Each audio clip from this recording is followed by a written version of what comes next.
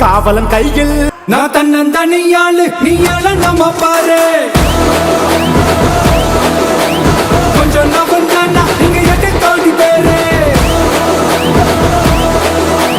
நிரல போது கேட்டு எங்க விசில சத்தம் கேட்டு நல்லா வந்தா பாடு நீ விசில கடி ஓட்டு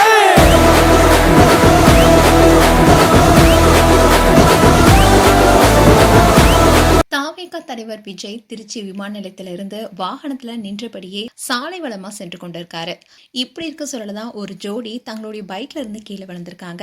அதை பார்த்த தளபதியோ உடனே கவனிச்சு தன்னுடைய வாகனத்துல இருந்து இறங்கி அவங்க நலமா இருக்காங்களான்னு பக்கத்துல போய் விசாரிச்சிருக்காரு. அதோட பார்த்து போங்கன்னு சொல்லி அவங்க நலமா இருப்பதை உறுதி செஞ்சதுக்கு அப்புறமா தான் அவருடைய வாகனத்துல ஏறி மீண்டும் பயணத்தை தொடங்கினாரு. அதோட அவர் வாகனத்து மேல நின்றுட்டு வரதை பார்த்துட்டே பலரும் அவரை பார்த்துட்டு உடனே திரும்பி சென்றிருக்காங்க. இதன் காரணமாகவே கூட்டம் குறைந்துள்ளதாக தகவல் வெளியாக இருக்கு. அது மட்டும் இல்லாம அவரை பார்க்கறதுக்காக பெண்கள் கூட்டமும் ரொம்பவே அதிகமா தான் இருந்திருக்கு. தாவேகா தலைவர் விஜய் 2026 சட்டப்பேரவை தேர்தலில் 2 தொகுதிகளில் போட்டியிடும் நிலையில தான் சென்னை பெரம்பூர் தொகுதியில கடந்த திங்கட்கிழமை அவர் வேட்புமனு தாக்கல் செஞ்சாரு.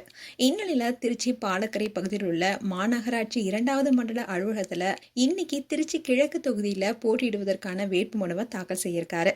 இதுக்காக தான் சென்னையிலிருந்து தனி விமானம் மூலமா திருச்சி வந்திருக்காரு விஜய். அதே சமயம் சாலை வளமா போனதுனால பலரும் சென்றிருக்க இன்னும் இவரை பார்க்கறதுக்காக பல ஆயிரக்கணக்கான தொண்டர்கள் விஜய் எதிர்பார்த்து காத்துட்டு இருக்காங்க.